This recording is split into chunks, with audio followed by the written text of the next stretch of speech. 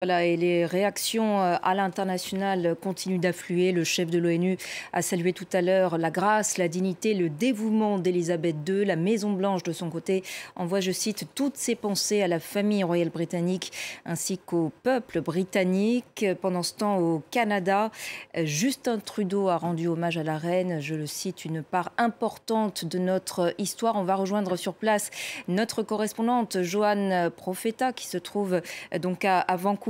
Bonsoir Joanne. Justin Trudeau donc, qui a rendu hommage il y a quelques instants à la reine. Oui, Justin Trudeau a pris la parole et il a également pris la parole sur Twitter et il a dit que c'était avec le cœur lourd qu'il avait appris le décès de la plus longue souveraine du Canada, Sa Majesté la Reine Elisabeth II. Il rappelle que pour lui, elle était une présence constante dans les vies des Canadiens et qu'elle était également au service des Canadiens et qu'elle le restera à jamais une partie importante de l'histoire du pays.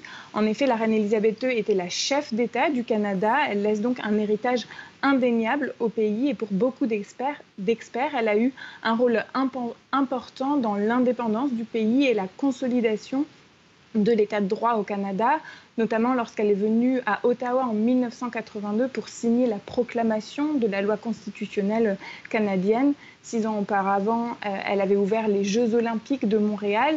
La reine a visité le Canada à 31 reprises depuis son couronnement.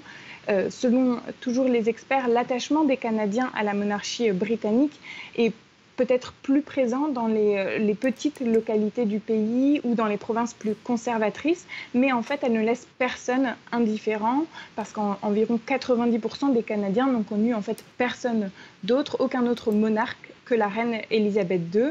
Donc pour Justin Trudeau, c'est un moment important. C'est vraiment, ça annonce ça va bousculer en fait l'ordre politique des prochains jours. Les députés vont devoir prêter l'allégeance au nouveau roi.